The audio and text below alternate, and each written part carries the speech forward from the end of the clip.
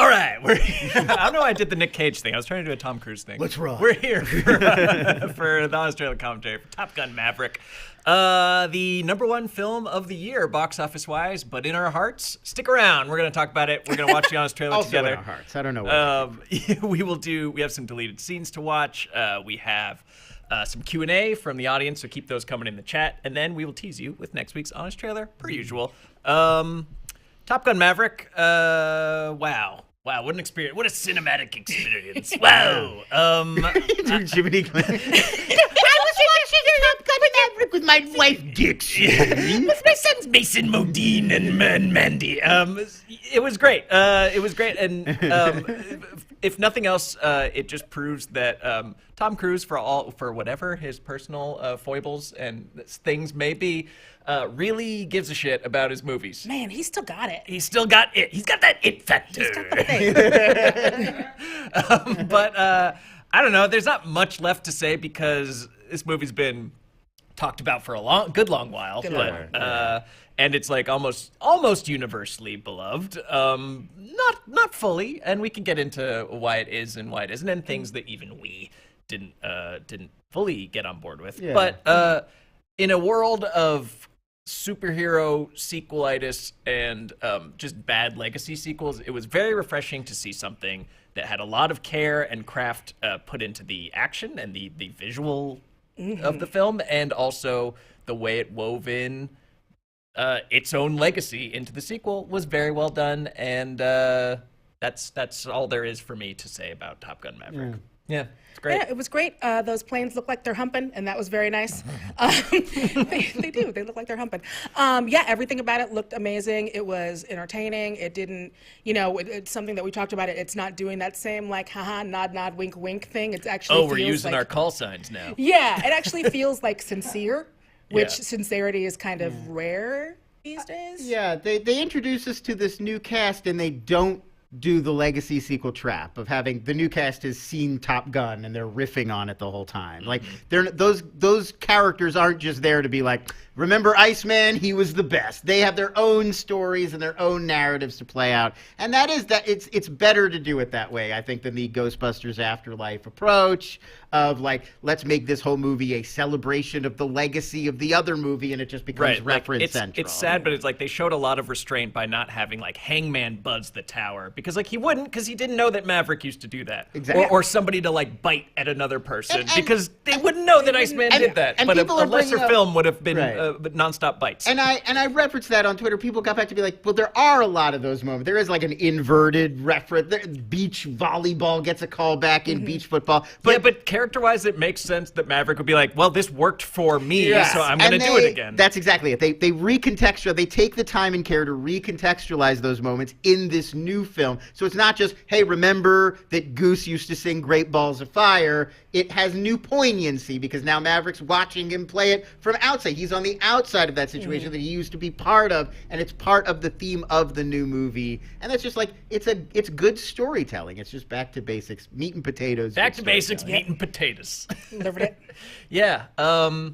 I do think that there is a certain timelessness about it in a kind of eerie way where it's like time has frozen and we're in 1989. Or when was first Top Gun? 87, 86, somewhere around there. I want to say. Where like there's a bar that doesn't allow cell phones and they're playing Great Balls of Fire.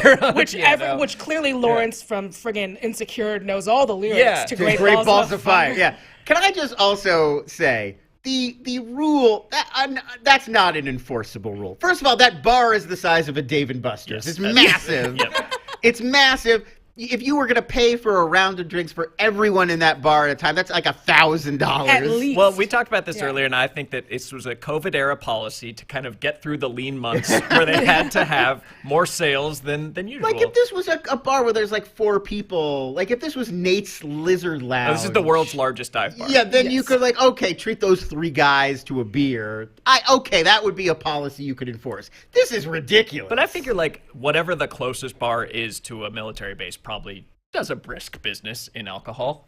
Alcohol sales. I have to imagine. They're gonna do pretty great. That's some prime real estate. You'd have to put that sign like prominently above the front door to make sure people really knew about this but thing. It's not. You can't spring that on people. Just quick digression before we get into the trailer. Quick digression from this massive digression. Have you guys been to Brennan's for the turtle racing? Sure. Yeah. Well, okay. Danielle, do you know what I'm talking about? No. Okay, it's in Santa Monica or Venice, one of those. Yeah, it's like border of Santa Monica and Venice. Yeah, and there's on Lincoln, I want Yeah, to say. they do this thing where they put a bunch of turtles in the center of a big circle, and you Oh, they do that at the Ren Fair. Yeah, and it's got the circle. The circle's got. They do it at Ren Fairs, and their circle's got like. Is that a Renaissance? Yeah, there's like concentric circles in the sand. Making animals do things they don't want to do is definitely Yeah, and you put all the turtles.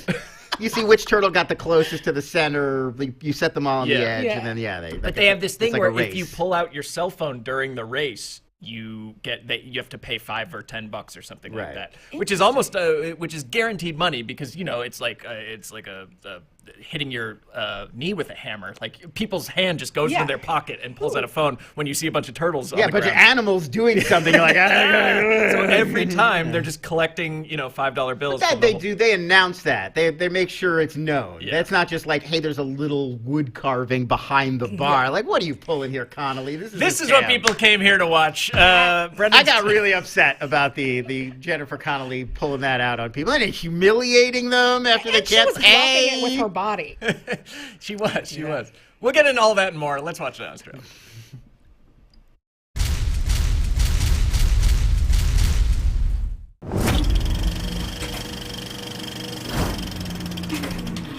From the only movie star who's resisted the cult of superhero movies. Because one at a time, comes a smash hit full of real planes, real sets, and real action. He may have really started a war at the end there. Guy takes his craft that seriously. Top Gun, Maverick. I think this is, let's jump ahead to a question that came in as, Benjamin Abramowitz said, we mentioned superhero fatigue a lot for 7 years. Is the success of a film like Maverick going to be what ends comic book films since it has real action, minimal CG, and no winks at the camera? I don't think that this is something that you could replace and just crank out, a bunch of Top Gun Mavericks. No, I don't. I know they're going to try with Beverly Hills Cop : Axel Foley that they just announced. But that was why it worked. The character's name after the colon. That's what it was. That's what it was. You can't copy working really hard and trying really hard to make a great movie. No, please copy that. Yes. Cobra : Marion Cobretti. Just start working on that right now. I think Tango that and Cash : Tango. Ray Cash Tango. Yeah, I think that if the lesson taken from this is let's get all the olds back together for one last ride, they try that all the time and it doesn't work. Indy 5 is one that's on my watch list. Yeah, well, that's James Mangold. I mean, I think a lot of the secret here is Kaczynski directed the hell out of this thing.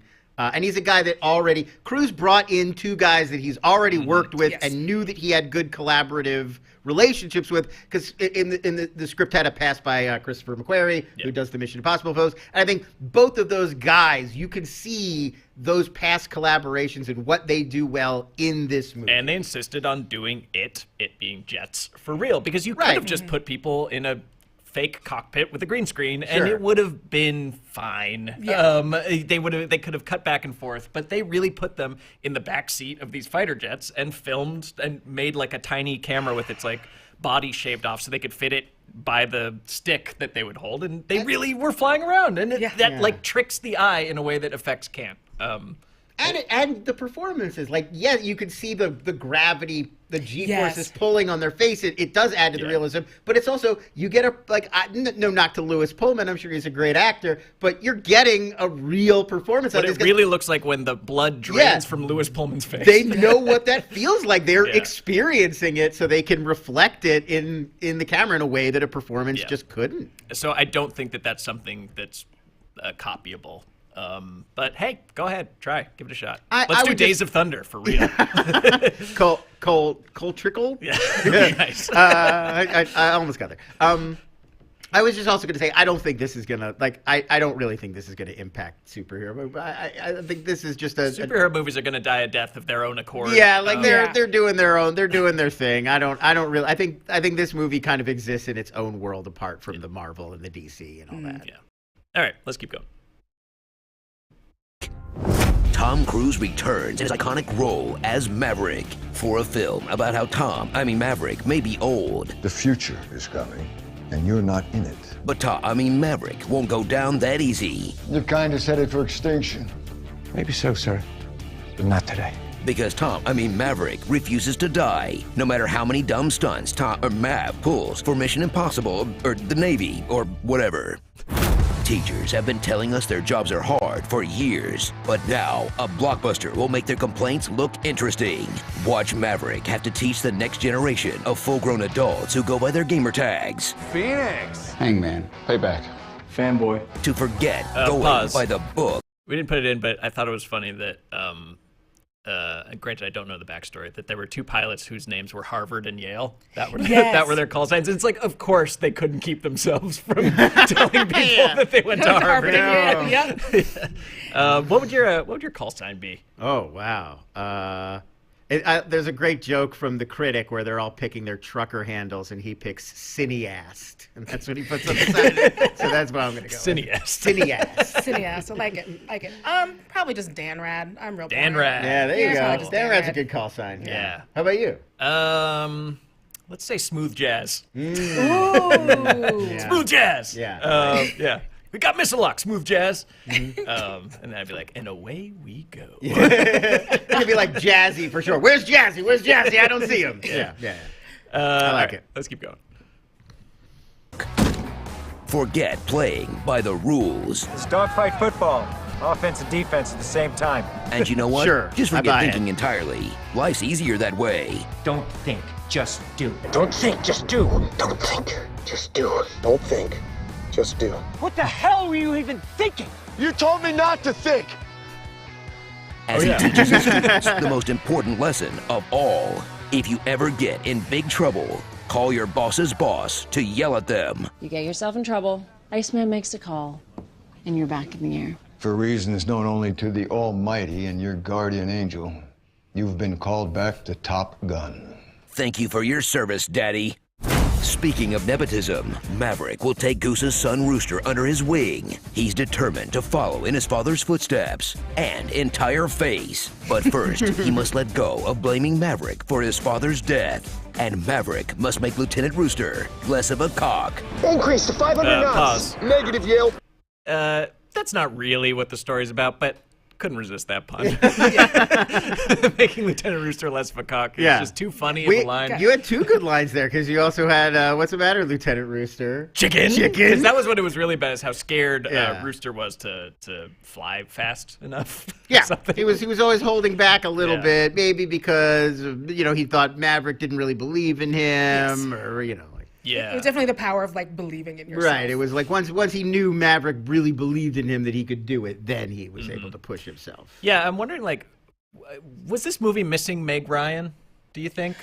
I wouldn't have minded a Meg Ryan appearance. I kind of thought. I was hoping we I might. kind of thought we were gonna get, like, they kind of set me up to where I thought we were gonna maybe get a surprise third act Ryan.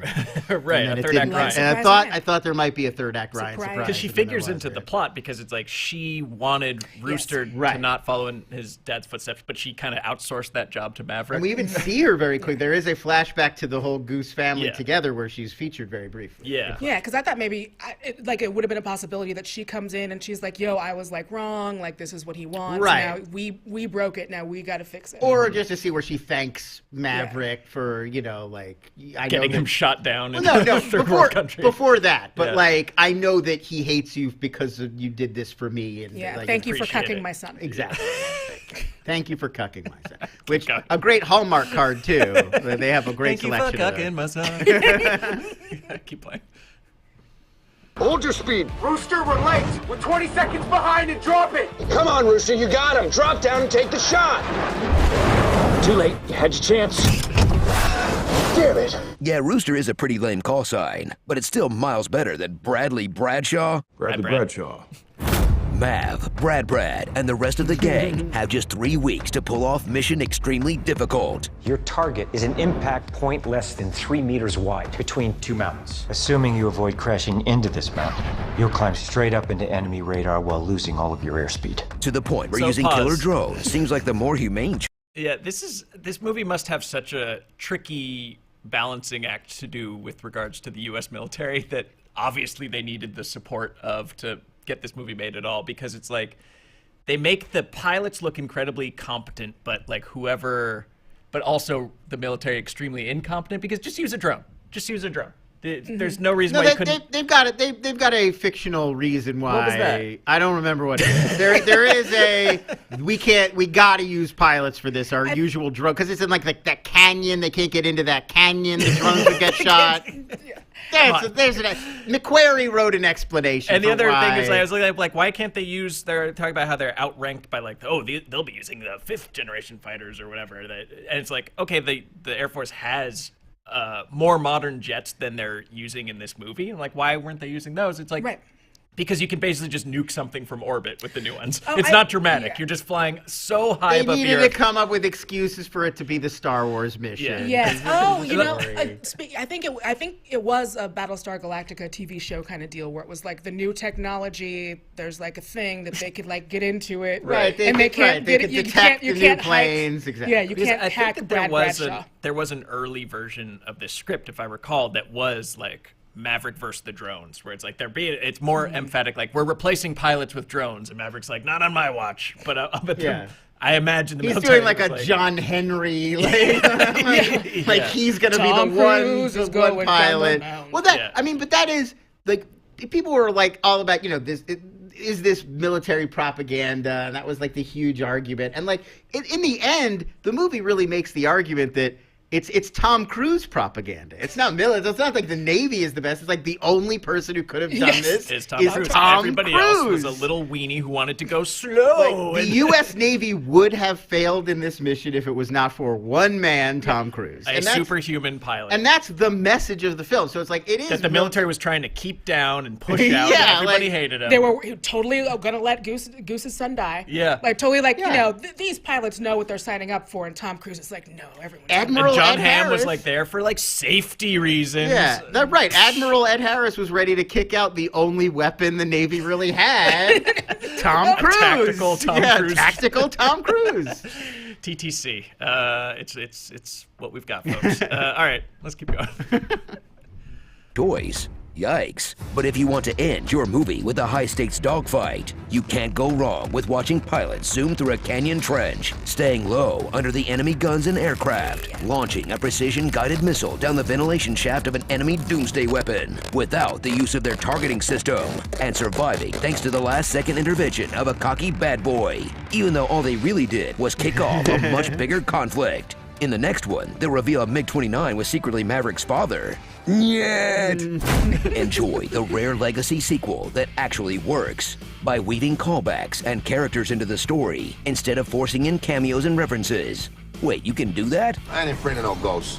Like Maverick buzzing the tower to save the jobs of his colleagues.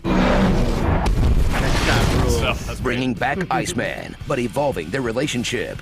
And the return of Kelly McGillis. There was, I do feel like probably a U.S. military note is that they had to include some dweebs from Space Force in the first scene. There's like, and I hear from Space Force in my Space Force polo also think Maverick is the coolest and the bee's knees. Space Force. I guess that's a real thing.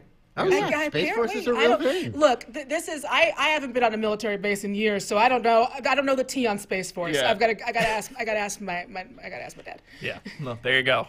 Definitely a real thing. Definitely. Beyond that, I couldn't tell you what they're doing, but they are real. They exist. Well, huh.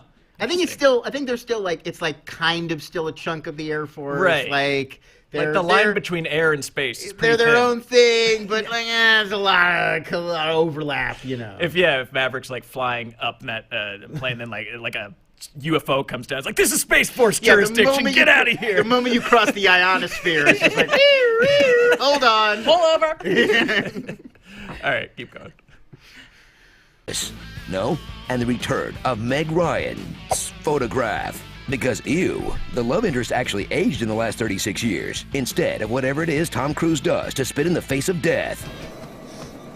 Let's just pretend that one line about the Admiral's daughter is Jennifer Connelly now. Penny? Phew, that was close. Almost considered my own mortality for a sec. Pause. So strap in. Some people have been pointing out in the comments that if you went by the actors' ages, that would make like Maverick 23 and Jennifer Connelly's character like, 14 or something like that. Yeah. Oh, we pulled an Indiana Jones. Yeah. But it's Penny. It's not Jennifer Connelly, but still, yeah. The implication is pretty strongly that's why he has to go Penny like that. Like you're obviously supposed to read that into it. Yeah. So there you go. But without knowing, like I don't think you're supposed to be able to do the math on Jennifer Connelly's age. Just age her up a few years. Right. She's playing a few years older than she is. Sarah Michelle Gellar. There you go. She's Sarah Michelle Gellar, everybody. There was a joke, and we didn't go there because it's obviously incredibly mean-spirited. But is that how funny it would have been if they had Kelly McGillis in the Iceman role, and they were visiting her, and like, oh man, you got old. I'm so sorry. She got old. I'm gonna go back and hang out with Jennifer Connelly, but it was good to see you. It was good to see you. Which again, that would be more of a joke on like Hollywood. Yeah, we're not making fun of Kelly McGillis. No. As everybody should. They get old and they look different. Look at us. So there. Well, I won't. Yeah. Sorry, guys. One day. It's gonna crack. Yeah. We're just waiting on it. Yep. All right, keep going. For the ultimate Jets Go Vroom spectacle.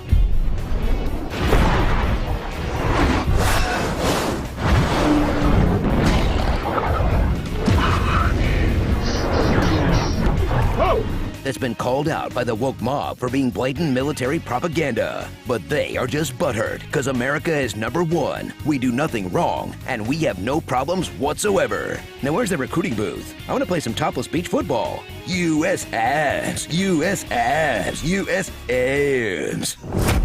Starring Captain America, the Sprinter Soldier. My name is Bradley Bradshaw. You killed my father. Prepare to fly. Hulk smashed. D.C.K. Still Pullman. Phoenix Flight. Ace Aviator. Lawrence of Arabia. Sad Mardigan. Depression is caused by the souls of dead aliens. Admiral Wackbar. Dick Seaman. When they open the movie with Danger Zone. Nice. When they don't play Take My Breath Away. Damn.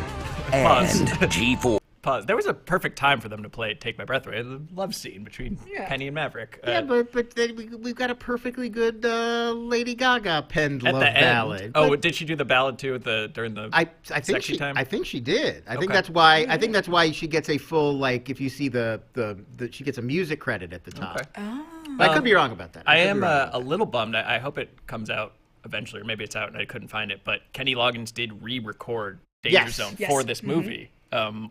Now that could be bad. That could be like the Fallout Boy Ghostbusters theme or whatever. But the fact that Kenny himself is stepping back into the ring to do another Danger As long Zone. as he doesn't do a rap in the middle. Oh, there's 100% going to be dubstep behind it. I don't know why we're not preparing ourselves. Okay, for never mind. That was I'm just curious. Steve Miller Band got back together to re-release "Fly Like an Eagle," but there's rapping in the middle, so it's no good. It's no good. Bring on Young Gravy. Let's not. It I makes don't even want to deal with the Young Gravy. Play the. It's unfair. Or sing out a big dump.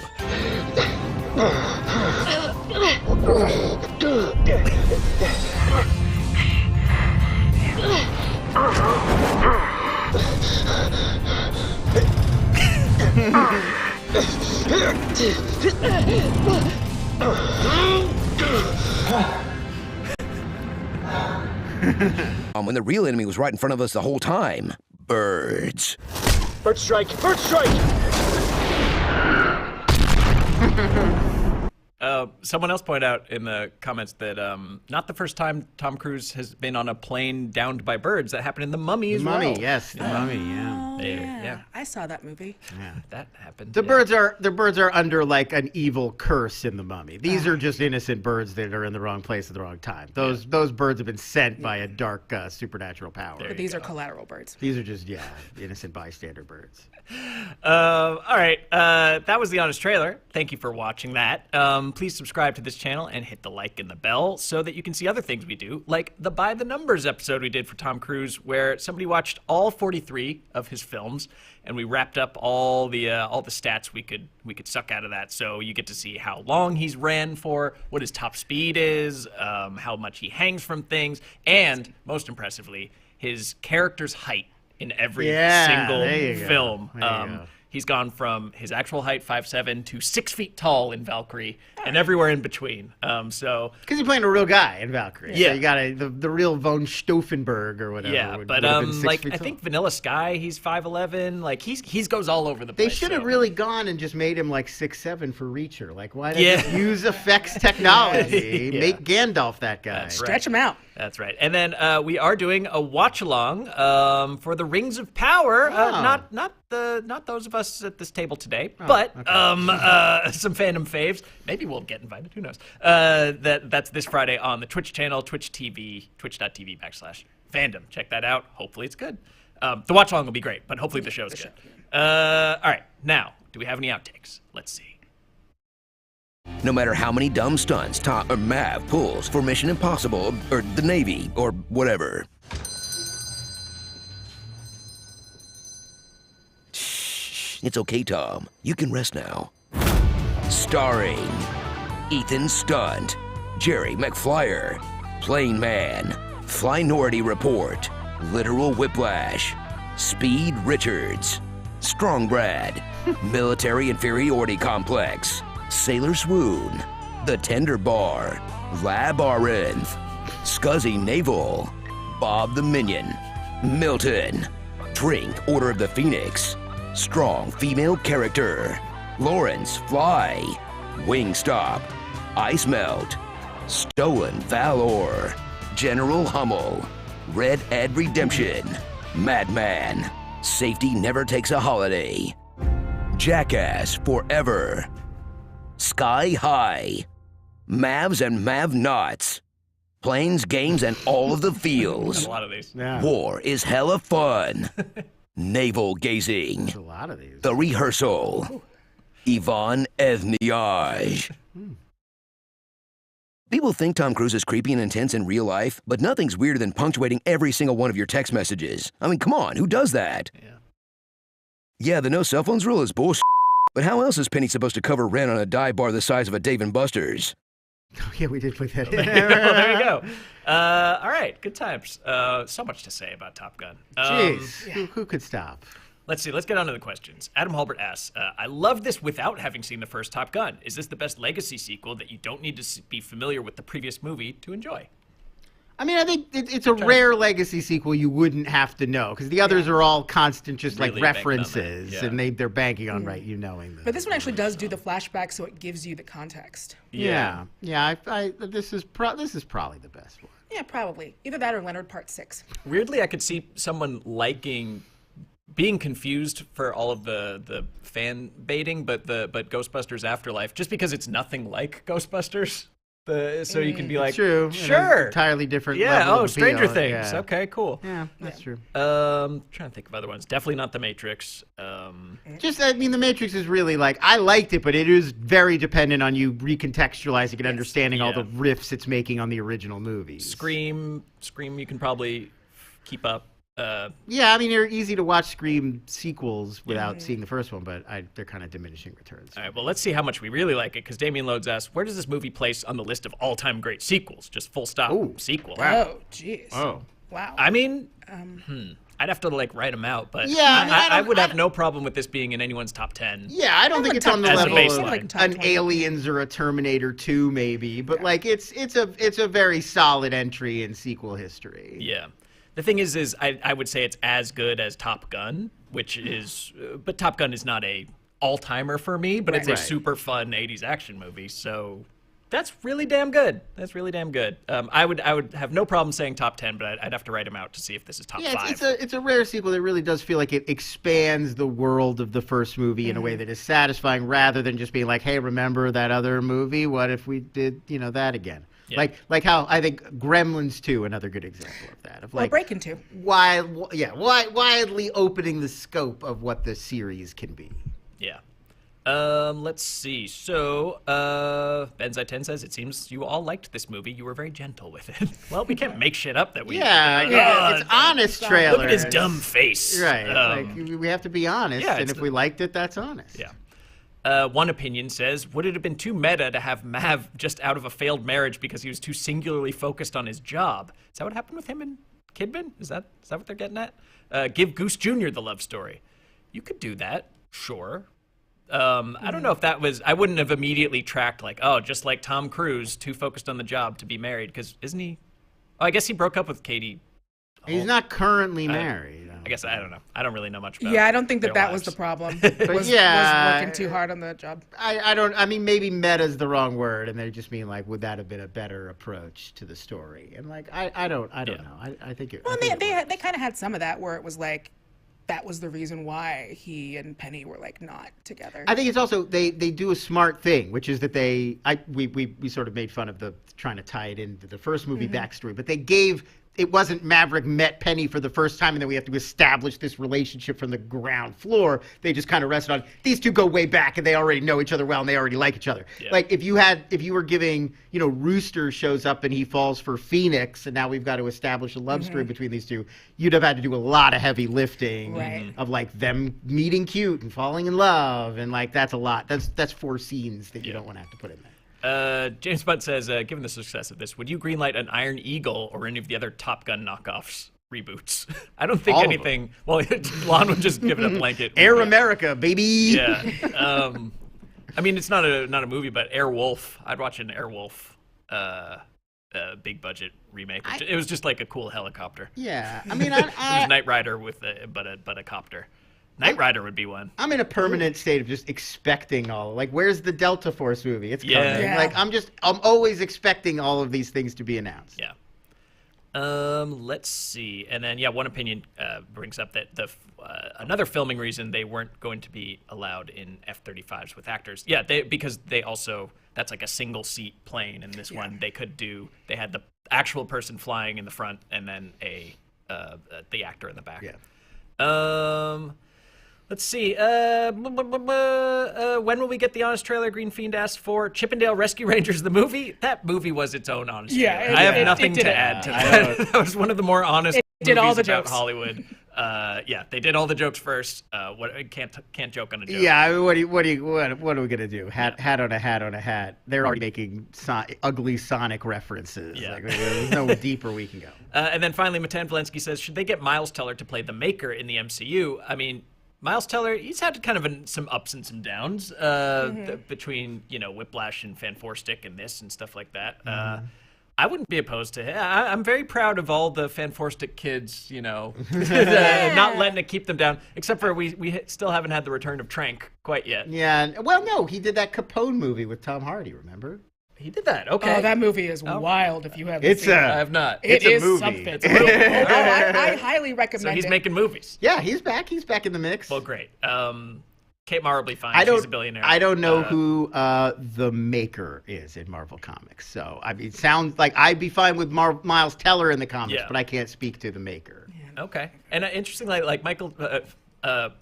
Miles Teller in this movie and Michael B. Jordan in Creed, they're like in the 2 best legacy sequels of all time. Good for them. Yeah. Well done, fellas. Yeah, that's the only other one that I think did it as well as this would be Creed. Right. Yes. So there you go. Right, which is the same thing. It feels like it's part of the Rocky franchise, but it doesn't feel like the whole time it's like, we're punching meat. We're punching meat here. Look, I definitely wanted more time with the robot. Like, where is Polly's I robot? think if Creed 3, if we're following the chronology. No, the robot's in 4, but they already did Drago. Yeah, they already brought in Drago. It's got to be Clubber Lang's kid, right? Come on. Yeah. We got to follow the formula now. No, it's whoever Jonathan Majors is playing. They've already established he is not related to Clubber Lang. That's a shame. Yeah. We've already mentioned next week's Honest Trailer in this video. So that's your clue. Go skim back and see if you can catch it. And we will be back next week for that. Thanks for watching. See you later.